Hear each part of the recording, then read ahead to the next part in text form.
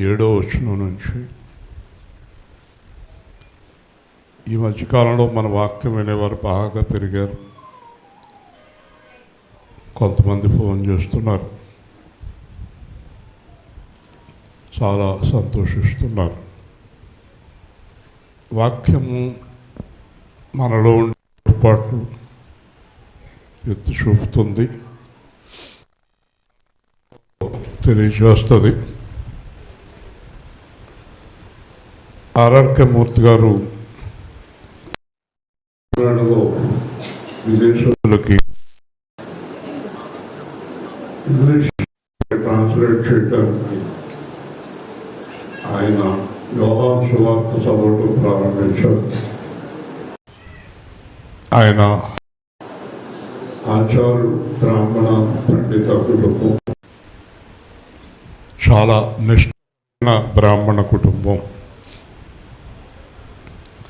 ఆయన బైబిల్ చదువుతున్నప్పుడు అసలు ఈ బైబిల్లో ఏముంది, ఈ బైబిల్లో ఉండే తప్పులు పట్టుకుందామని మొత్తం బైబిల్ తీసుకుని ఆయన ఆదికాండం నుంచి ప్రకటన గ్రంథం దాకా చదివిన తర్వాత ఆయన సాక్ష్యం చెప్తున్నాడు. బైబిల్లో తప్పులు పట్టుకుందామని నేను చదివితే బైబిల్ పూర్తి అయ్యేటప్పటికీ నాలో ఉన్న తప్పులన్నీ బయటపడి గమనిస్తూ, బైబిలు మీలో ఉండే దోషాలు, మోసాలు, అబద్ధాలు బయట పెడతారు. చాలామంది నన్ను అడుగుతుంటారు, మీకెలా తెలిసిందే అంటారు. నాకేం తెలుస్తుంది? వాక్యం మాట్లాడుతుంది మన జీవితాల గురించి. నిజంగా బైబిల్ వాక్యాన్ని ఇష్టపడితే మన తప్పులు ఒప్పుకొని జీవించగలుగుతాం. బైబిల్ మనం చదవటానికి దేవుడిచ్చిన వాక్యం. చాలామంది బైబిల్ చక్కగా బోధిస్తారు, చక్కగా వింటారు, అనుసరించరు. అనుసరణలో ఏదైనా తేడా వస్తే బైబిల్ పక్కన పెట్టేస్తారు. Where there is a failure, వాళ్ళ జీవితంలో ఓటమి. అది ఏదైనా తప్పు చేయాల్సి వస్తే బైబిల్ని కాదు పక్కన పెట్టవలసింది, తప్పుని విడిచిపెట్టాలి. దేవుని వస్తుంది. బైబిల్ ఎలా పక్కన పెడతావు? పోనీ బైబిల్ పక్కన పెడితే దేవుణ్ణి పక్కన పెట్టగలవా? సాధ్యం కాదు. ఈరోజు చాలా క్లుప్తంగా మనలో ఉండే ఇబ్బందులు, లోపాలు, ఆశీర్వాదం లేకపోవడానికి కారణాలు, నేను ఈ వాక్యం ద్వారానే ఆశ్చర్యపడ్డాను కనుక మీరు కూడా ఆశ్చర్యపడాలని కోరుతూ ఈ వాక్యాన్ని బోధిస్తున్నాను. మికా సువార్త 7వ అధ్యాయం 7వ వచనం నుంచి 13వ వచనం వరకు. అయినను యెహోవా కొరకు నేను ఎదురు చూసేదను, రక్షణకర్తయ్యకు నా దేవుని కొరకు నేను కనిపెట్టి ఉందును. నా దేవుడు నా ప్రార్థన ఆలకించును. నా శత్రువా, నా మీద అతిశయింపవద్దు. నేను క్రింద పడినను తిరిగి లేతును. నేను అంధకారం అందు కూర్చున్నను, యెహోవా నాకు వెలుగుగా ఉండును. నేను యెహోవా దృష్టికి పాపము చేసేతను గనుక ఆయన నా పక్షమును వాద్యమాడి నా పక్షమును న్యాయము తీర్చే వరకు నేను ఆయన కోపాగ్ని సహింతును. ఆయన నన్ను వెలుగులోనికి రప్పించును. ఆయన నీతి నేను చూసేదను, నా శత్రువు దాన్ని చూసును. నీ దేవుడని యెహోవా ఎక్కడనని నాతో అనునది అవమానమునందును. అవి నా కండ్లకు ఒగుపడును. ఇప్పుడు అది వీధిలోనున్న బురద వలె త్రొక్కబడును. నీ గోడలు మరలా కట్టించు దినము వచ్చుచున్నది. అప్పుడు నీ సరిహద్దు విశాలపరచబడును. ఆ దినమందు అర్షుషు దేశము నుండి, ఐగుప్తు దేశ పట్టణముల నుండి, ఐగుప్తు మొదలుకొని యూఫ్రటీసు వరకు ఉన్న ప్రదేశము నుండి, ఆయా సముద్రముల మధ్య దేశము నుండి, ఆయా పర్వతముల మధ్య దేశము నుండి జనులు నీ యొద్దకు వత్తురు. అయితే దేశ నివాసులు చేసిన క్రియలను బట్టి దేశము పాడగును. జాగ్రత్తగా వినండి ఒక్కొక్క మాట. ఇక్కడ 3 విషయాలు కనిపిస్తున్నాయి మనకి. ఒకటి, దేవుడికి ప్రార్థిస్తున్నాడు. 2, దేవుని కార్యాల గురించి చెప్తున్నాడు. 3, శత్రువు గురించి చెప్తున్నాడు. మీ జీవితంలో దేవుడు కార్యాలు జరగాలంటే శత్రువు అడ్డుపడకూడదు. ఈ రోజుల్లో చాలా ప్రాంతాల్లో చాలామందికి శత్రువు అడ్డంగా ఉన్నాడు. జెరుబ్బాబేలుని అడ్డగించాడు, దేవుడు బయటికి పొమ్మన్నాడు. చాలామంది దైవజనులకు శత్రువు అడ్డంగా వచ్చాడు. శత్రువు వీధిలో ఉండే బురద వలె త్రొక్కబడును అంటున్నాడు. రోమ 16 అంటాడు, అపవాదిని మీ పాదముల కింద చితుక త్రొక్కించదను. హల్లెలూయా. ఇప్పుడు మనం చేయాల్సిన పని ఏంటి అంటే, శత్రువుకి మనము అవకాశం ఇవ్వకూడదు. శత్రువుకి అవకాశం ఇవ్వకూడదు. శత్రువుకి అవకాశం అంటే అర్థం ఏంటంటే పాపం. ఎప్పుడైతే మనం పాపం చేస్తున్నామో, అబద్ధం ఆడుతున్నామో, మోసం చేస్తున్నామో, దేవుడికి వ్యతిరేకమైన పనులు చేస్తున్నామో, దేవుని ఆశీర్వాదము మనకి ఆగిపోతుంది. దేవుడికి మనకి మధ్యలో శత్రువు నిలబడతాడు. శత్రువు ఒక మాట అడుగుతాడు, నువ్వు పరిశుద్ధుడు కదా, నువ్వు యథార్థవంతుడు కదా, నువ్వు సత్యవంతుడు కదా, నువ్వు దహించు అగ్నివే కదా, ఇతను నువ్వు ఎలాగ ఆశీర్వదిస్తావు? ఈ పాపాత్ముడిని ఎలాగ ఆశీర్వదిస్తావు నువ్వు? ఒకవేళ అతన్ని ఆశీర్వదించే నన్ను కూడా ఆశీర్వదించు. నన్ను నువ్వు పరలోకం నుంచి పాతాళానికి తోసేసావు, పాపం చేశాననే కదా. మరి నేను పాపం చేశానని పరలోకం నుంచి నువ్వు నన్ను పాతాళానికి తోసేసినప్పుడు ఇతను పరలోకం ఎలా తీసుకెళ్తావు? జాగ్రత్త. శత్రువు ఒప్పుకోడు, అంతే కదా. చాలా చోట్లకు మనం వెళ్ళినప్పుడు, ఎవరికైనా ఏదైనా శాంక్షన్ అయినప్పుడు, మనకు శాంక్షన్ కానప్పుడు, ఆడకైతేలు నాకైతేలు ఒక్కలాగా ఉన్నాయి, అన్నీ కరెక్ట్గా ఉన్నాయి. ఆడకు శాంక్షన్ చేయటమేంటి, నాకు ఆపటం ఏంటి? ఒకవేళ అలాగే ఏదైనా ఆపితే మనకి లీగల్కి వెళ్ళచ్చు, లీగల్గా వెళ్ళిపోవచ్చు. న్యాయస్థానం ఊరుకోదు. పలానా అతనికి శాంక్షన్ చేసి ఇతనికి ఎందుకు శాంక్షన్ చేయలేదని శాంక్షన్ చేసిన వాడిని జైలుకి పంపుతుంది government, court. Legality, legal fight. వింటున్నారా? సర్వలోకమునకు న్యాయాధిపతి సుప్రీంకోర్టు జడ్జి దేశానికి అధికారి, వరల్డ్ వైడ్ అధికారులు. కానీ ఈయన లోకానికి, సర్వలోకానికి, సమస్త లోకానికి జడ్జి. దేవుని స్తోత్రం. గుర్తుపెట్టుకోండి, న్యాయాధిపతి, సర్వలోక న్యాయాధిపతి. ఆ న్యాయాధిపతి దగ్గర ఎవరైనా వెళ్ళి విన్నవించుకున్నప్పుడు దేవుడు అన్యాయం చేయడు. ఆవిడ పాపం చేసింది, ఆవిడికి పరలోకమా? ఎలా ఇస్తారు మీరు? నన్ను కూడా పరలోకం తీసుకెళ్ళండి. అప్పుడు దేవుడిని అడిగినప్పుడు దేవుడు నా ఇష్టం, నా ఇష్టం, ఆవిడ్ని పరలోకం తీసుకెళ్తాను, నువ్వు పాతాళానికి వెళ్ళు అని దేవుడు ఎట్టి పరిస్థితుల్లోనే అన్నాడు. హల్లెలూయా. ఈజ్ సర్వలోక న్యాయాధిపతి. కాబట్టి మార్గం ఏంటంటే, తప్పు చేయకుండా ఉండటం ఒకటే మార్గం. నువ్వు దేవుని రాజ్యానికి వెళ్ళాలంటే, దేవుని ఆశీర్వాదం నువ్వు పొందుకోవాలంటే పాపం చేయడానికి వీల్లేదు.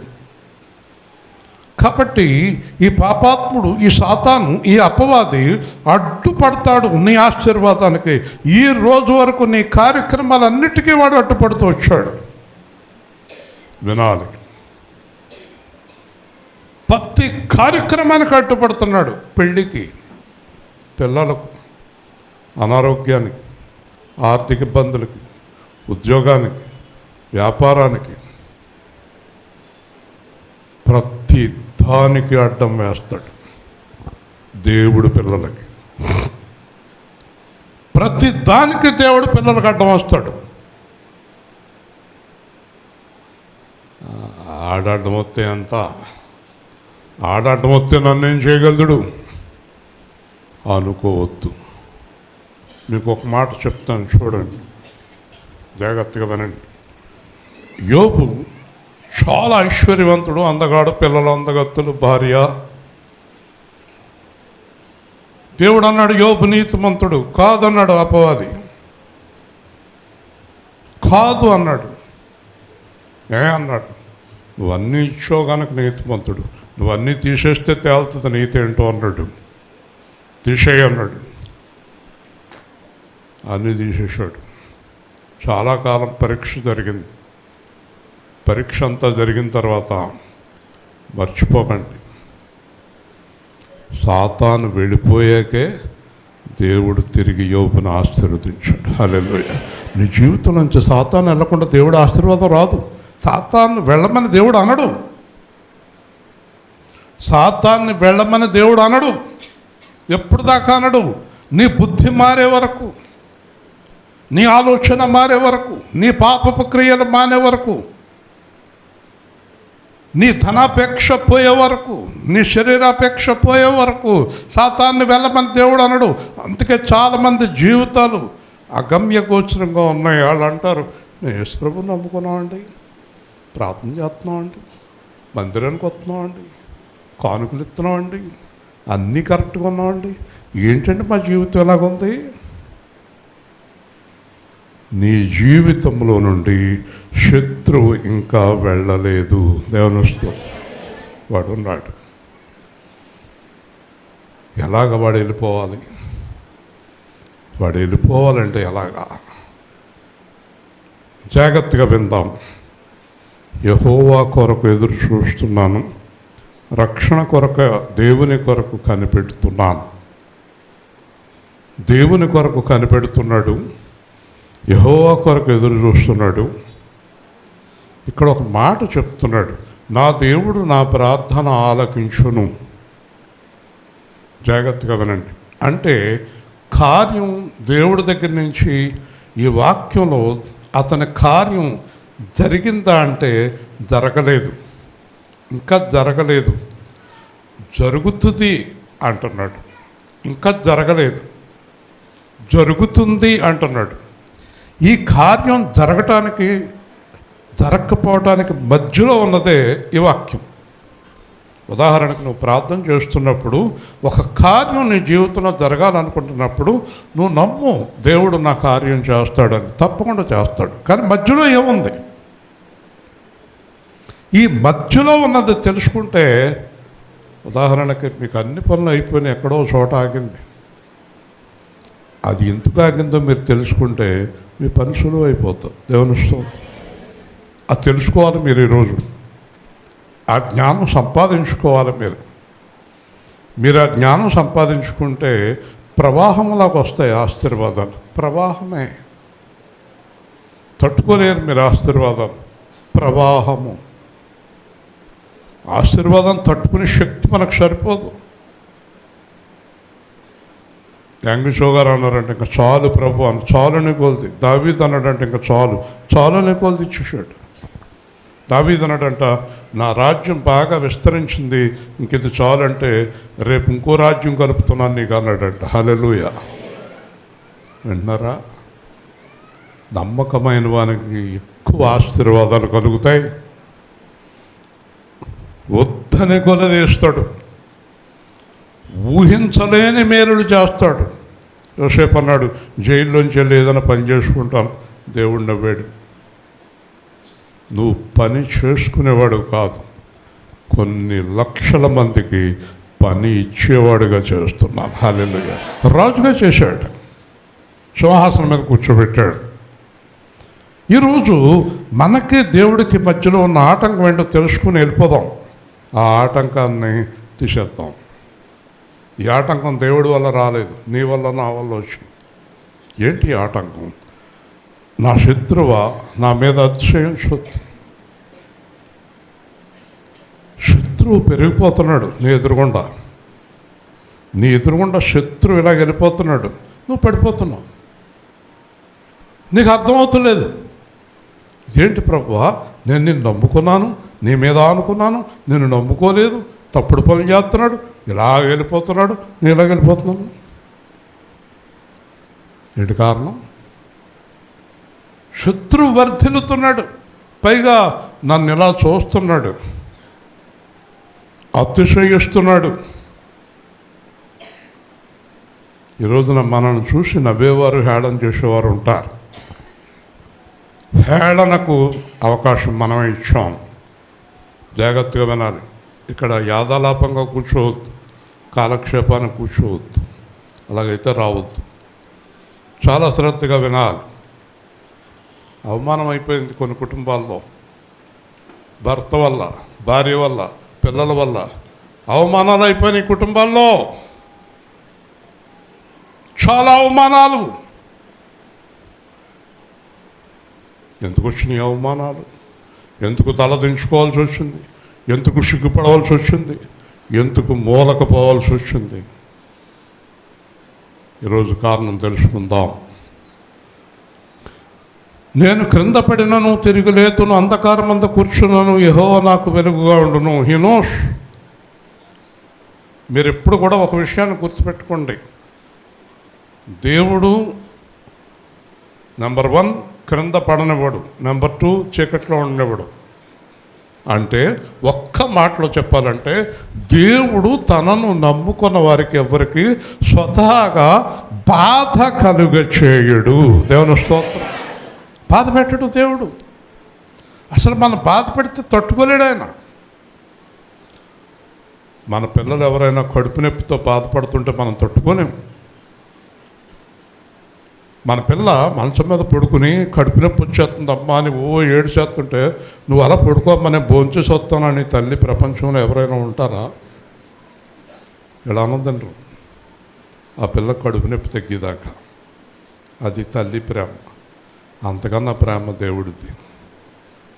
మనం బాధపడుతుంటే, మనం దరిద్రులు అయిపోతే, మన రోగాలతో మంచాల మీద పడిపోతే చూస్తూ ఆనందించే దేవుడు కాదు ఆయన. హల్లెలూయా. ఇది బాగా గుర్తుపెట్టుకోండి. కాబట్టి కారణం ఏంటి? కారణం ఏంటి? ఈ కారణం అంతా 9వ వచనంలో చెప్పేశాడు. మొత్తం కంప్లీట్ క్లియర్గా ఉంటుంది బైబిల్. నేను యెహోవా దృష్టికి పాపము చేసి తిని. హల్లెలూయా చెప్ప. హల్లెలూయా. మనుషుల దృష్టిలో నేను చాలా గొప్పండి. అయ్యగారు వందనాలు, అయ్యగారు వందనాలు, అయ్యగారు వందనాలు. ఈ అయ్యగారు సంగతి తెలదు. మనుష్యుల దృష్టిలో గొప్పవాడిని. ఈ రోజున ప్రపంచంలో చాలామంది they are acting like innocents. They are not innocent. వాళ్ళు మంచివారు వలె నటిస్తున్నారు కానీ మంచివారు కాదు. హల్లెలూయా. కాదనగలరా మీరు? కాదనగలరా? నా దగ్గర ఒక మేనేజర్ ఉండేవాడు.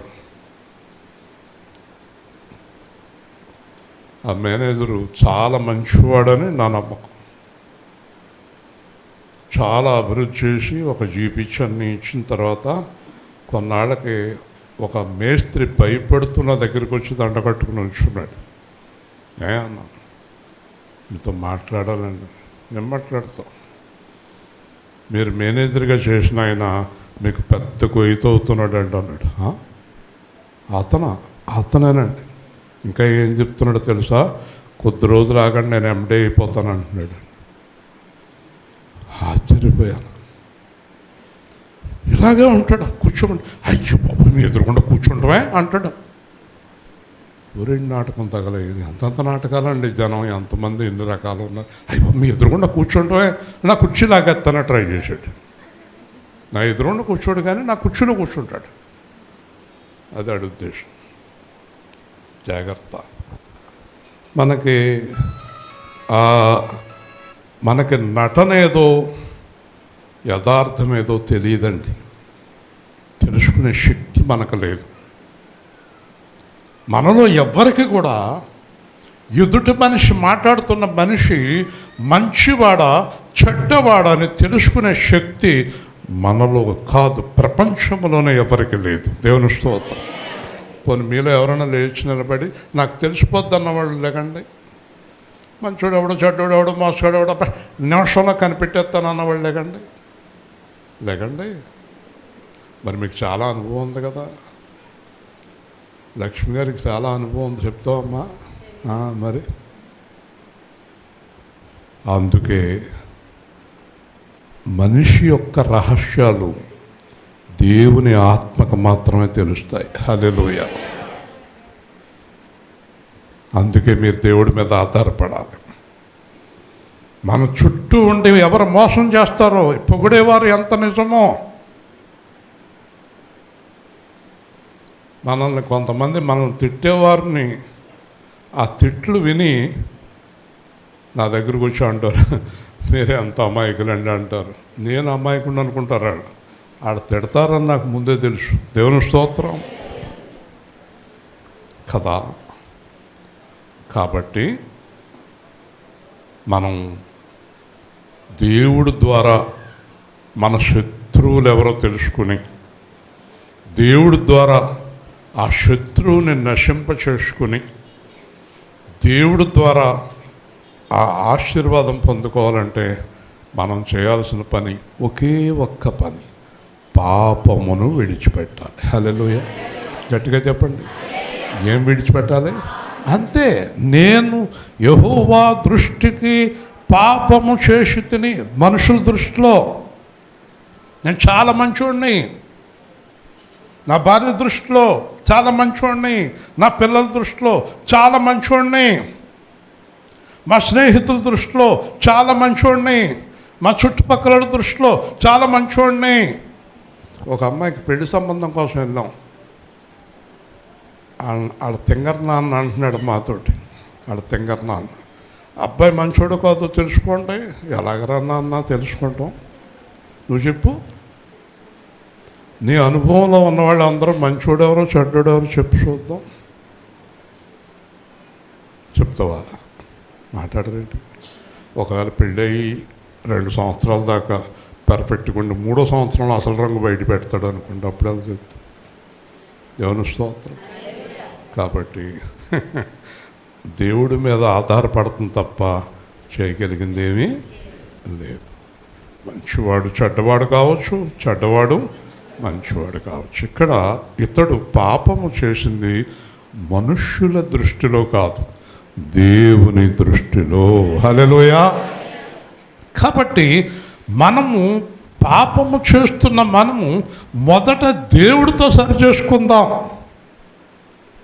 ఇంకోటి కూడా మర్చిపోకండి, ఎప్పుడైతే దేవుడు మనకి క్లీన్ సర్టిఫికెట్ ఇచ్చాడో, యెహోషువ గురించి దేవుడు క్లీన్ సర్టిఫికెట్ ఇస్తే సాతాను అబ్బే అంది, షటప్, గెట్ అవుట్ అన్నట్టు. దేవుని స్తోత్రం. ఒక్కసారి దేవుడు గనక మనకి నీతివంతుడు అన్నాడంటే ఇంక ఎవ్వరు మధ్యలోనికి రానివ్వడు. హల్లెలూయా. కాబట్టి నువ్వు ఎవరి దగ్గర సర్టిఫికెట్ పొందాలి? పాస్టర్ గారి దగ్గర, మీ ఆయన దగ్గర. మన సర్టిఫికెట్లు అన్నీ అయ్యాయి కదా, అంతేనా? పాస్టర్ గారి సర్టిఫికెట్ పనిచేస్తుందా? ఏ సర్టిఫికెట్టు పనిచేయదు. ఎవరివ్వాలి? ప్రభువు మెచ్చుకునేవాడే యోగ్యుడు. ఇప్పుడు ఒక విశ్లేషణ, ప్రభువు ఎవరిని మెచ్చుకుంటాడు? అది కూడా మనం బైబిల్లో స్పష్టంగా ఉంది కదా. ప్రభువు ఎవరిని మెచ్చుకుంటాడు చెప్పండి? ఆయనే చెప్పాడు, ఎవరు నా మాట విని విరిగి నలిగిన హృదయము కలిగి దీనుడై నా ఎదుట వణుకుచుండును వానినే నేను దృష్టించుచున్నాను. హల్లెలూయా. దేవుడు దృష్టిలో తగ్గించుకొని తప్పులు మానేసి, అబద్ధాలు మానేసి, మోసం మానేసి, ప్రతి విషయంలోని పర్ఫెక్ట్గా, ఖచ్చితంగా, ఒక చిన్న మచ్చ కూడా లేనటువంటి పరిశుద్ధ జీవితంలో ఉన్నప్పుడు దేవుడు మెచ్చుకుంటాడు. దేవుడు మెచ్చుకున్న తర్వాత ఎవరు మెచ్చుకోకపోయినా లెక్క చేయవలసిన అవసరం లేదు. హల్లెలూయా. మెచ్చుకున్నా మెచ్చుకోకపోయినా we don't care about them. అయితే ఇంకోటి ఏంటంటే దేవుడు మెచ్చుకున్న వారిని అందరూ మెచ్చుకునేలాగా ఉంటారు వాళ్ళు. దేవుని స్తోత్రం కదా. యేసు ప్రభువుని ఈ ప్రపంచంలో ఎవరు ఏమనలేకపోతున్నారు, అనలేరు. గాంధీ గారు అన్నారు, నెహ్రూ గారు అన్నారు, రాధాకృష్ణ గారు అన్నారు. ఈ రాధాకృష్ణ కాదు, సర్వేపల్లి రాధాకృష్ణ, ఈయన అనుకునేది. కాబట్టి వీళ్ళందరూ ఏమన్నారంటే యేసుక్రీస్తు గొప్పవాడు. చెప్పండి, యేసుక్రీస్తు గొప్పవాడు. గాంధీ గారు అన్నారు, I like Jesus Christ but I'm fear about Christians అన్నాడు. దేవుని స్తోత్రం. ఎవరైనా పాస్టర్ గారు వస్తే భయం, నాకు తప్పించుకెళ్ళిపోతాను. యేసుక్రీస్తు అంటే నాకు చాలా ఇష్టం. ఎందుకంటే పాస్టర్ గారు వచ్చినప్పుడు ఏం చెప్తాడంటే, గాంధీ గారినే ఉన్నాడు అనుకోండి, పాస్టర్ గారు వెళ్ళారు అనుకోండి, గాంధీ గారితో ఏం చెప్తారంటే, జగత్త తప్పు చేయకండి, పాతాళానికి వెళ్ళిపోతారు, నరకానికి వెళ్ళిపోతారు, యేసుప్రభుని నమ్ముకోండి. బాబు వీళ్ళు గొడవ వెళ్ళాము, వీళ్ళు చేసి అన్నీ అయ్యే అవి చేయొద్దని నాతో చెప్తారు. దేవుని స్తోత్రం. అదండి, చేసి అన్నీ అయ్యే చేయొద్దని చెప్తారు కదా. మా బావ అంటున్నాడు, మీరు అందరూ యేసుప్రభువులో కొట్టుకుంటున్నారు, మా గణపతి గారు అందరూ బ్రహ్మాండంగా ఉన్నారు, మీరు యేసుప్రభుని ఎందుకు నమ్ముకున్నారో నాకు మాత్రం అర్థమవుతలేదు. దేవుని స్తోత్రం చెప్పండి. అది మన సంగతి. వీళ్ళందరూ దెబ్బలాడుకుంటున్నారంట, వాళ్ళందరూ కలిసి ఉన్నారంట. ఇప్పుడు ఎవరు నమ్మాలి? మాట్లాడరండి. మీలో ఎవరైనా ఒకళ్ళు లేచి ఎవరు గొడవ ఎంతుకోండి, నన్ను మాత్రం మీరు నమ్మొచ్చు అన్నవాళ్ళు లేచి నిలబడండి. అదే అనుమానమే. దేవుని స్తోత్రం. హల్లెలూయా. అందుకే నమ్మదగినవాడు, నీతిమంతుడు, దేవుని వెతకువారు ఒక్కడు లేడు. కాబట్టి దేవుని దృష్టిలో నిర్దోషులవ్వండి. హల్లెలూయా. దేవుని దృష్టిలో చెప్పాలి, దేవుని దృష్టిలో నిర్దోషులు అవ్వాలంటే ఆయనకి భయపడండి, ఆయన మాట వినండి, ఆయన చెప్పినట్టు చేయండి, మీ మార్గాలన్నీ ఓపెన్ అయిపోతాయి. హల్లెలూయా. అన్నీ ఓపెన్ అయిపోతాయి. ఎందుకంటే ఆయన నా పక్షమున వ్యాజ్యం ఆడి నా పక్షమున న్యాయం తీర్చే వరకు నేను ఆయన కోపాగ్ని సహించును. ఇప్పుడు చెప్పండి, దేవుడట నా పక్షమున అంటే అర్థమైందా? కోర్టులో ఇద్దరు లాయర్లు ఉంటారు. ముద్దాయి తరపున ఒకళ్ళు, గవర్నమెంట్ తరపున ఒకళ్ళు ఉంటారు, జడ్జి గారు ఉంటారు.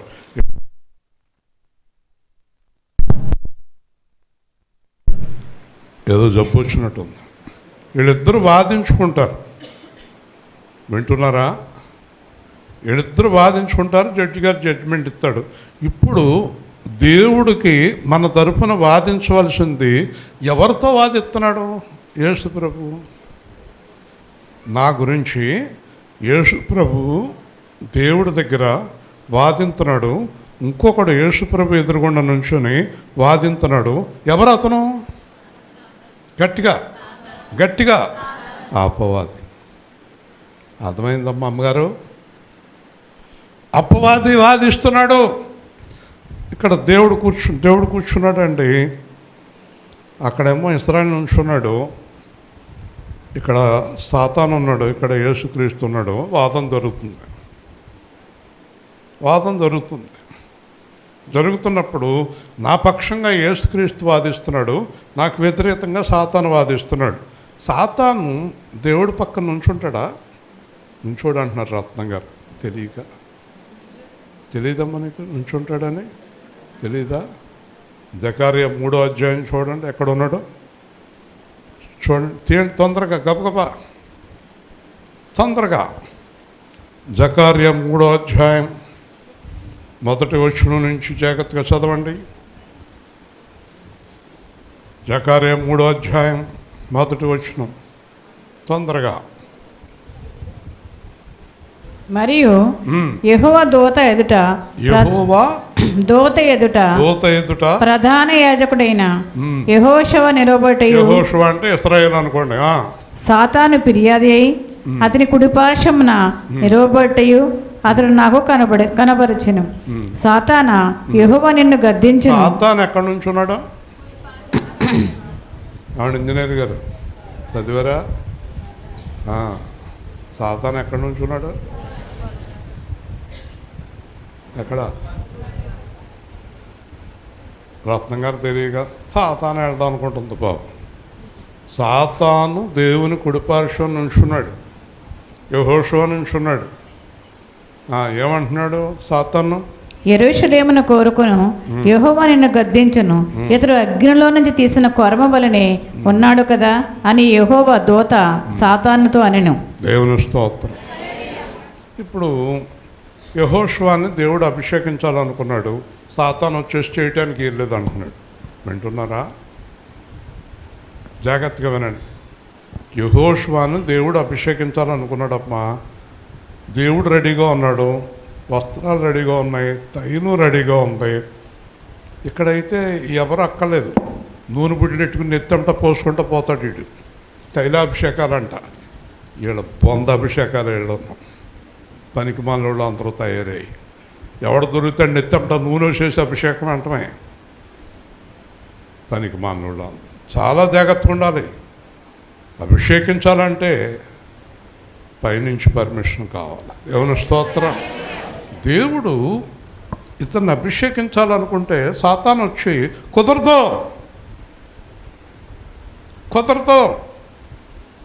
యెహోషువని అభిషేకించడానికి వీర్లేదు అన్నప్పుడు దేవుడు, అదే ఇందాక చెప్పాను మీకు, దేవుడు సాక్ష్యం ఇస్తున్నాడు. సాతానా, యెహోషువ అగ్నిలో నుంచి తీసిన కొరవలే ఉన్నాడు. హల్లెలూయా. సాతాను నిన్ను గద్దించును, వెళ్ళిపోయాడు. ఎందుకంటే దేవుని దృష్టిలో యెహోషువ పర్ఫెక్ట్ సేవకుడుగా ఉన్నాడు. హల్లెలూయా. అప్పుడే అభిషేకం వస్తుంది, అప్పుడే సాతాను వెళ్ళిపోతాడు. అలాగే మీ అందరి పేర్లు పెట్టుకోండి. యెహోషువ ప్లేస్లో మీ అందరి పేర్లు, నా పేరు, అన్ని పేర్లు పెట్టుకోండి అక్కడ. అంటే మీరు యెహోషువలాగా ఉంటేనే కానీ సాతాను మీ మధ్యలో నుంచి వెళ్ళడు. దేవుడు కార్యం జరగనివ్వడు. 20 సంవత్సరాల నుంచి ప్రార్థన చేస్తానండి, నా జీవితం మారలేదంటది ఒక ఆవిడ. 30 ఏళ్ళ నుంచి ప్రార్థన చేస్తున్నాను, మా ఆయన మారలేదంటది ఒక ఆవిడ. నా పిల్లలు మందిరానికే రారండి, ఎన్నాళ్ళ నుంచి ప్రార్థన చేస్తున్నాను, ఏడుస్తున్నాను, ఎత్తిపాదుకుంటున్నాను అంటది ఒక ఆవిడ. మొత్తం అందరూ గందరగోళంగా ఉన్నారు, భయంకరంగా ఉన్నారు. దానికి కారణం ఒక్కటే, దేవుని దృష్టిలో మీరింకా నిర్దోషులుగా దేవుడు ఒప్పుకోలేదు. హల్లెలూయా. మరి ఒప్పుకుంటాడు. ఎందుకు ఒప్పుకోడు? ఎప్పుడు ఒప్పుకుంటాడు? నీ హృదయం, నీ శరీరం, నీ ఆత్మ, నీ మనస్సు దేవుడి వైపుకి తిరిగిపోయాక ఆయన నిన్ను అంగీకరిస్తాడు. హల్లెలూయా. అంతేగాని ఏదో వేషధారణ భక్తి, వేషధారణ క్రైస్తవ్యం, వేషధారణ వద్దు, అబద్ధం వద్దు, మోసం వద్దు. యెహోవా దృష్టికి పాపం చేసి తిని వ్యాజ్యం ఆడతాడు, న్యాయం తీరుస్తాడు. అప్పటి వరకు ఆయన కోపాగ్ని సహింతును. హల్లెలూయా. ఓ పక్కనే ఈ లాయరు మన పక్షంగా దెబ్బలాడతాడు. కోర్టుకెళ్ళి దెబ్బలాడిన లాయరు మళ్ళీ మనల్ని ఆఫీస్కి రా అంటాడు కోపంగా. కోర్టులో దెబ్బలాడాడు కదా, ఆఫీస్కి రమ్మంటాడు. ఆఫీస్కి వెళ్ళిన తర్వాత వీడితో అంటాడు, చేసిన అన్ని దరిద్ర పనులు, చేసిన అన్ని పనికిమాలిన పనులు, నన్ను బాధించలేక. అక్కడేమో మంచోడని బాధించాడు కదా, ఇక్కడికి వచ్చి వార్నింగ్ ఇస్తాడు. అలాగే యేసు ప్రభు మనల్ని శిక్షిస్తూనే అక్కడ సాతానుతో వాదిస్తాడు. హల్లెలూయా. కానీ మరి మనం ఎంతకాలం ఇలాగా? ఎప్పుడైతే మనం పాపం వదిలిపెట్టి యథార్థత వైపుకి తిరిగి దేవుడి వైపుకి మన హృదయం తిరిగిందో వాదాలు అయిపోయినాయి. వాదాలు లేవు, జడ్జిమెంట్. ఏంటా జడ్జిమెంటు? సాతాను వెళ్ళిపో, యెహోషువ సేవ చేసుకో. హల్లెలూయా. జడ్జిమెంట్ అయిపోయింది. చాలా నుంచి పెండింగ్ అండి నా పనులు, చాలా నుంచి నా పనులు అవుతలేదండి. ఒక్క క్షణం ఆర్డర్ ఎత్తాడు.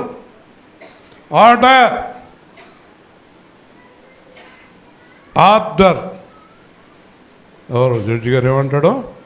ఆర్డర్.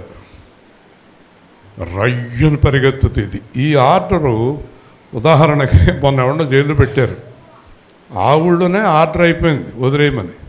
ఆ ఆర్డర్ మన్నాడు పొద్దున వచ్చింది, ఆ రాత్రి అంతా జైల్లోనే ఉంచారు. కానీ మన దేవుడు ఆర్డరు ఒకే ఒక్క క్షణంలో కిందకు దిగుతుంది. హల్లెలూయా, హల్లెలూయా. ఒక్క క్షణం. కానీ గుర్తుపెట్టుకోండి, మన హృదయం మారే వరకు. కానీ నేను మీకు ఒక మాట చెప్పదలుచుకున్నా. మనందరికీ దేవుని దృష్టిలో మనం ఏం తప్పు చేస్తున్నామో మనందరికీ తెలుసు. దేవుని స్తోత్రం. తెలియదమ్మా? చెప్పు తల్లి. తెలుసు, కానీ మానం. తెలుసు, ఎందుకు తెలియదు కదండి? తెలుసా తెలీదా? ఒరే గోక్కరా పుండెడద్దు అంటారు. గోకి పుండెడిల దాకా గోకుతూనే ఉంటాడు, పుండెడిపోద్ది. గోకితే పుండెడద్దని తెలుసు, కానీ గోకుతూ మాండు. మన లక్షణాలు అయ్యి, మన లక్షణాలు. కాబట్టి మనకు తెలుసు. ఎందుకంటే బైబిల్లో స్పష్టంగా ఉంది, రాశాడు పేతురు, మీ హృదయము ఏ విషయమై మీ మీద దోషారోపణ చేస్తుందో అది మానేయండి. హల్లెలూయా. హృదయం చెప్తుందంట తప్పు తప్పు తప్పు తప్పు. వింటున్నారా? హైదరాబాద్లో ఇదివరకు రిక్షాలు ఉండేవి, చాలా కాలం కింద చెప్తున్నాను. రైల్వే స్టేషన్లో నేను ఇంకా ఆయన 4 బ్యాగులు పైన 2 బ్యాగులు అన్నీ వేసుకుని ఆ రిక్షా ముసలోడు ఎంత ఇమ్మంటావు అన్నాను. అక్కడికి ఓ 50 రూపాయలు ఇవ్వండి అయ్యా అన్నాడు. ఇద్దరిని వేసుకుని ఇద్దరు 2 పేపర్లా కూర్చున్నాం రిక్షాలో. తొక్కి ఓ చోట ఎత్తుగా ఉంది, పాపం చెమట తుడుచుకుని ఇలాగెక్కి దిగాడు. దేవుడు అన్నాడు నాతోటి, 200 అన్నాడు. దేవుని స్తోత్రం. 200 ఇచ్చాను. ఏంటంటే అన్నాడు పట్టుకు. దేవుడు న్యాయస్థుడు. మన హృదయం మన మీద దోషారోపణ. దేవుడు 200 అన్నప్పుడు నేను 50 ఇస్తే అది దోషారోపణ. మన హృదయానికి దోషారోపణ చెప్పేస్తుంది, హృదయం మాట్లాడుతుంది. ముఖ్యంగా దేవుళ్ళో ఉండే పిల్లలకి మన హృదయంలో దేవుడు మాట్లాడుతూనే ఉంటాడు. దేవుని స్తోత్రం. ఇది తప్పు, ఇది తప్పు, నువ్వు ఇలా మాట్లాడటం తప్పు, నువ్వు ఇలా అనుకోవటం తప్పు, నువ్వు అలా చూడటం తప్పు, నువ్వు ఇలా చేయటం తప్పు అని చెప్పినప్పటికీ కూడా మనం దాన్ని పక్కన పెట్టేసి అలా చేస్తూ ఊరుకోను కూర్చోసరిగా. మన హృదయము దోషారోపణ చేసిన పని మనం చేయకుండా ఉంటే దేవుడి దృష్టిలో నిర్దోషులు అయిపోతాం. హల్లెలూయా, హల్లెలూయా. అంతే, సింపుల్. ఎవరు చెప్పక్కలేదు మీకు. మీ హృదయం ఇది తప్పు, ఇది తప్పు, ఇది తప్పు, ఇది తప్పు, ఇది అబద్ధం, ఇది అబద్ధం, ఇది మోసం కదా. కాదంటారా? అవునంటారా? దేవుని స్తోత్రం. కాబట్టి దేవుని దృష్టిలో నిర్దోషి కదా. కాబట్టి ఈ కోపాగ్ని తీరిపోయాక వెలుగులోకి తీసుకొస్తాడు. నీతిని చూస్తాను, శత్రువు చూస్తాడు. ఎంత ఆనందం, ఎంత సంతోషం. దేవుడి కోపం తీరిపోయింది. ఏం తీరిపోయింది? హోషేయ గ్రంథం 14వ అధ్యాయం చూడండి. హోషేయ, ఏషియా కాదు, హోషేయ 14, హోషేయ 14 4వ వచనం.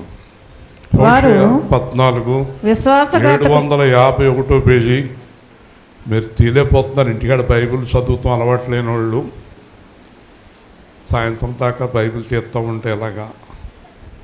751 పాత నిబంధన హోషేయ 14:5 4 వారు విశ్వాసఘాతకులు కాకుండా నేను వారిని గుణపరచుదును, వారి మీద ఉన్న నా కోపము చల్లారెను. హల్లెలూయా చెప్పండి.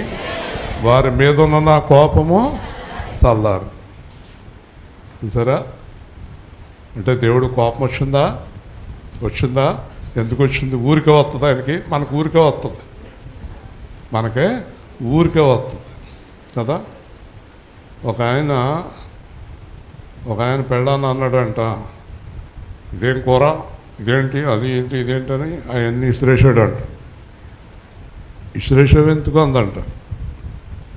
కూర వండినప్పుడు చారు కోసుకోవాలని తెలదా, ఉత్తి కూరతో తింటానా ఏంటి? చారు కాయనందుకు కూడా కోపం. మనకి ఎందుకు కోపాలు వస్తాయో మనకే తెలుదు కదండి.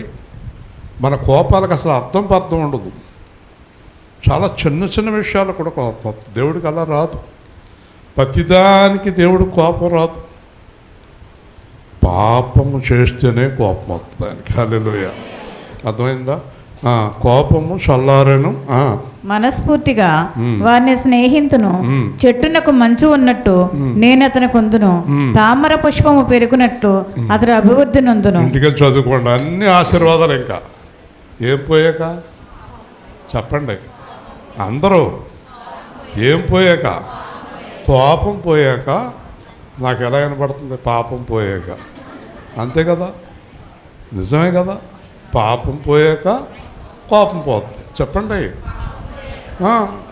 2-3 అక్షరాలే కదా. పాపం పోయింది, కోపం పోయింది. దేవుడు ఆశీర్వాదం స్టార్ట్ అయింది. ఈరోజు మీకు ఇంకా ఆశీర్వాదం లేదు అనుకున్న హృదయాలన్నీ ఆలోచించుకోండి. నా జీవితం బాగాలేదు, నా భర్త బాగాలేదు, నా పిల్లలు బాగాలేదు, నా కుటుంబం బాగాలేదు, నాకు మనశ్శాంతి లేదు, మా జీవితాలన్నీ నాశనం అయిపోయినాయి. ఇక్కడైతే దేవుడి దృష్టిలో పాపం చేశాడు కనుకే అతనికి శిక్ష వచ్చింది. ఊరికే దేవుడు ఎవరిని శిక్షించడు. కాబట్టి నా శత్రువు చూస్తుండగా వెలుగులోకి తీసుకొస్తాడు. నా శత్రువు అవమానం పొందుతుంది, వీధిలో ఉన్న బురద వలె త్రొక్కబడుతుంది. హల్లెలూయా. దేవుడు ఉదాహరణకి శత్రువుని ఇంట్లో ఉన్నాడు, దేవుడు ఇంటి బయట ఉన్నాడు. దేవుడు నీ ఇంట్లోకి వచ్చాడు, శత్రువు వెళ్ళిపోవటం ప్రారంభమవుతాడు. దేవుడు పూర్తిగా నీ ఇంట్లోకి వచ్చిన తర్వాత శత్రువు పూర్తిగా బయటికి వెళ్ళిపోతాడు. బయటికి వెళ్ళిపోయిన శత్రువు మళ్ళీ రాకుండా దేవుడు పాతాళానికి ఆయన తొక్కేస్తాడు. హల్లెలూయా. అంటే ఇంత కార్యక్రమం జరగాలంటే నువ్వు పూర్తిగా దేవుడి వైపుకి తిరిగేయాలి. కొద్దిగా కాదు, పూర్తిగా. ఒకే ఒక్క మాటలో చెప్పాలంటే నేనే మార్గము. అంతే. యేసులాగా జీవితం మీరు మొదలు పెడితే సాతాను వెళ్ళిపోతాడు, దేవుడు వచ్చేస్తాడు. హల్లెలూయా. అన్ని ఆశీర్వాదాలు. దేవుడు అన్నాడు, దేవుని ప్రేమించే వారికి సమస్తమును అన్నీ పరుగెత్తుకుంటా. ఇంజనీర్ గారికి కొన్ని పనులు కావాలి, అంతేనా? ఆ పనులన్నీ అయిపోతాయి. రత్నం గారు కావాలి, అయిపోతాయి. మీలో ఎవరికైనా సరే కమ్స్ టుగెదర్ స్పీడ్గా, వేగముగా.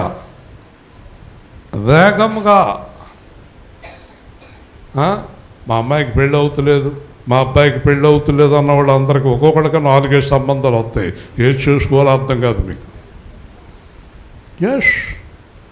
ఎప్పుడైతే దేవుడు ఆపేశాడో అన్నీ ఆగిపోతాయి. ఎప్పుడైతే దేవుడు ద్వారం తెరిచాడో పరుగులు ఎత్తుకుంటూ వచ్చేస్తాయి. హల్లెలూయా. గోదావరిలో డోర్స్ క్లోజ్ చేస్తాడు. క్లోజ్ చేసిన తర్వాత ఆనకట్ట దగ్గర నీళ్ళు బాగా పెరిగిపోతాయి, మట్టం. అప్పుడు ఇంజనీర్ గారు పైన ఉన్న వాళ్ళు ఆర్డర్ ఇస్తారు, డోర్స్ ఓపెన్ చేయండి అని. వెళ్ళి అక్కడ చూడండి. డోర్స్ ఓపెన్ చేసినప్పుడు ప్రవాహం ఎలా వస్తుంది? అక్కడ ఎవరైనా ఉంటే నరసాపురంలో తేలుతారు ఆ స్పీడ్కి. అలా ఉంటుంది దేవుని ఆశీర్వాదం. హల్లెలూయా. దేవుని ఆశీర్వాదాలు కుమ్మరిస్తాడు, లెక్కెట్టడు. ఏం చేస్తాడు? కుమ్మరిస్తాడు. దేవుని స్తోత్రం. కాబట్టి ఇక్కడ ఏమవుతుందో చూడండి, నా శత్రువు పొరతలోకి వెళ్ళిపోయింది, నా గోడలు మరలా కట్టిస్తున్నాడు, సరిహద్దు విషయాలు పరచబడుతుంది. అష్షూరు, ఐగుప్తు, యూఫ్రటీసు సముద్రముల మధ్య దేశములు, పర్వతముల మధ్య దేశముల నుండి జనములు నీ వద్దకు వచ్చేదారు. Hallelujah. All blessings together comes to you. ఎందుకంటే 2025కి ముందు, ఈరోజు 22వ తారీఖు, 10 రోజుల ముందు దేవుడు మీకు వాగ్దానం చేస్తున్నాడు, మీకు అన్ని ఆశీర్వాదాలు నేను ఇవ్వటానికి సిద్ధంగా ఉన్నాను. హల్లెలూయా. బట్ బిఫోర్ దట్, ముందుగా మీ హృదయాన్ని మార్చేసుకోండి. ఎవరి వైపుకి తిప్పాలి? మీ హృదయంలో ఉదాహరణకి మీకు బాగా అర్థమయ్యేటట్టు చెప్తాను. ఇదేదో తీసుకుని నేను జేబులో వేసుకోవాలని ఉంది, నా హృదయం చెప్తుంది తప్పు, అది అలా చేయకూడదు అన్నప్పుడు అది అలా పెట్టేద్దాం. అలా చేస్తే మీరు కనికరింపబడతారు. హల్లెలూయా. వద్దు, చేయకండి, వద్దు. దేవుడు మనకిస్తాడు, మనకు అవసరం తీరుస్తాడు. తృప్తి కలిగి ఉందాం, దేవుడిచ్చిన దాంతో తృప్తి కలిగి ఉందాం. దేవుడు మనలను సంతోషంగా ఉంచాలి. ఈరోజు ఉదయకాలం మందు నేను మెసేజ్ ఇచ్చాను, ఆనందించుడి ప్రభునందు ఆనందించుడి. దేవుడు మనకు ఆనందాన్ని ఇవ్వాలనుకుంటున్నాడు, మనం సంతోషంగా ఉండాలనుకుంటున్నాడు. సంతోషంగా, నా మనవడికి షాలేంకి పాలకో అంటే ఇష్టం. వాడు పాలకో అంటుంటాడు. నేను ఎక్కడికి వెళ్ళినా, రాజమండ్రి వెళ్ళేటప్పుడు ఏదైనా అవకాశం ఉంటే అక్కడ బాగుంటుంది, అక్కడ కొంటాను. కొని తెచ్చి అక్కడ ఇస్తాను. ఇచ్చిన తర్వాత రాత్రి వాళ్ళ అమ్మ ఆడు దెబ్బలాడుకుంటున్నారు ఫోన్లో. ఆడు ఒకటి తినేస్తున్నాడు. ఇంకా చాలు అంటుంది ఈవిడ. ఆడు తినేస్తున్నాడు. అంటే ఆడికి ఇష్టమైంది ఇచ్చి వాడు తింటుంటే ఆనందించాలని మీకు నాకు కూడా ఉంటుంది. అంతకన్నా ఎక్కువ ఆశ దేవుడికి ఉంటుంది. హల్లెలూయా. మనకిష్టమైంది మనకిచ్చి సంతోషించాలి. ఇంజనీర్ గారు ఉన్నారనుకోండి, వాళ్ళ అబ్బాయికి ఏది ఆనందమో చేసేస్తాడు, కష్టమైనా నష్టమైనా ఇబ్బంది అయినా. కొడుకు ఆనందం కావాలి తండ్రికి, పిల్లల ఆనందం కావాలి తల్లికి. మనందరం దేవుడి పిల్లలం, దేవుడికి మనం ఆనందించడం కావాలి. హల్లెలూయా. అయితే మనం ఆనందించాలంటే ఏం విడిచిపెట్టాలి? ఈరోజు మీరు నిర్ణయం తీసుకుంటే 1వ తారీఖు లోపలే మీకు బ్లెస్సింగ్స్ వచ్చేస్తాయి. హల్లెలూయా. మీ రోజే నిర్ణయం 2 అయింది, 2:05 తీసుకోవద్దు, ఇప్పుడే నిర్ణయం తీసుకోండి. ఇక్కడ అంటున్నాడు, దేశ నివాసులు చేసిన క్రియలను బట్టి దేశము పాడవు. ఆయన అంటాడు, దేశములో ఎవరు మంచి పనులు చేస్తారో వాళ్ళు బాగుపడతారు, లేని వాళ్ళు పాడవుతారు. మనకెందుకు? ఎందుకంటే యేసు ప్రభు మధ్యాకాశానికి వచ్చినప్పుడు మనందరం రయ్యమని పైకి వెళ్ళిపోతాం, కిందంతా నాశనం అయిపోతుంది. హల్లెలూయా. మనము ఎత్తబడే వారిలో ఉండాలి. కింద కూడా మనకెందుకు? ఇంకా మనం ఎక్కడున్నాం? ఎత్తపడే గుంపులో. హల్లెలూయా. ఎత్తపడే గుంపులో ఉండాలంటే మళ్ళీ చెప్తున్నాను, పాపం విడిచిపెట్టాలి. మర్చిపోకండి, మనం ఎవరి దృష్టిలో నీతిమంతులు అవ్వాలి? గట్టిగా, యష్, దేవుని దృష్టిలో నీతిమంతులు అయితే కనుక అన్ని ఆశీర్వాదాలు మనయే. తలలు వంచి నిర్ణయానికి రండి. సమ్ డెసిషన్ అబౌట్ సిన్, నిర్ణయానికి వచ్చేయండి. ఇంకొద్దు మనకి, ఇంకొద్దు ఆ పాపం, ఆ దోషాలు, ఆ మోసాలు, ఆ మోసకరమైన జీవితం, ఆ అబద్ధాలు, ఆ దేవుడికి వ్యతిరేకమైన జీవితాలు మనకొద్దు. వద్దని చెప్దామా? దేవుడితో వద్దని చెప్దామా? ప్రభు చాలు, చాలా కాలం అయిపోయింది, నా జీవితంలో ఎన్నో శ్రమలు, ఆటంకాలు, ఇబ్బందులు, అవమానాలు నేను పాపంలో ఉండటం వల్లే, సందేహమేమీ లేదు. పాపం వలన ఈ అవమానాలు, పాపం వలనే నిందలు, పాపం వలనే సాతాను నాకు అడ్డుపడుతున్నాడు, సాతాను నన్ను ఆటంకపరుస్తున్నాడు. పాపం వల్లే నా కార్యాలు ఆగిపోయాయి. నిష్కలంక దృష్టి కలిగిన దేవుడు, అద్భుతమైన దేవుడు, ఈరోజు సంఘాన్ని ప్రేమించి, మరి యూట్యూబ్లో ఆటలు వింటున్న 600 మందిని కూడా మీరు ప్రేమించి ప్రతి ఒక్కరితో మీరు మాట్లాడండి. మేము ఇంకా మా హృదయంలో ఏది దోషారోపణ ఉందో దాన్ని విడిచిపెడుతున్నాం. నీ ఎదుట దీనుడమై నిందారహితులమై జీవిస్తాం, పాపం లేని వారిగా జీవిస్తాం. ఇంకొద్దు మాకు లోకం, నువ్వే మా లోకం, నువ్వే మా ఆధారం, నువ్వే మా గురి. తండ్రి, మమ్మల్ని కరుణించి సంపూర్ణమైన ఆశీర్వాదంతో నింపి నూతన సంవత్సరానికి ముందుగా మమ్మల్ని సిద్ధపరిచి సంతోషపరచమని యేసుక్రీస్తు నామములో ప్రార్థిస్తున్నాము తండ్రి. కొద్ది నిమిషాలు, నేను మంచి టైంకి ముగించేశాను. ఒక 5 నిమిషాలు ముఖ్యమైన విషయాలు చెప్తున్నాను. ఈరోజు సాయంత్రం ప్రసన్నమణి గారి కుటుంబం మన చిట్టూరి సుజాత గారి గృహం కొమ్మాయి చెరువు గట్టున చెప్తారు. అక్కడ ఈరోజు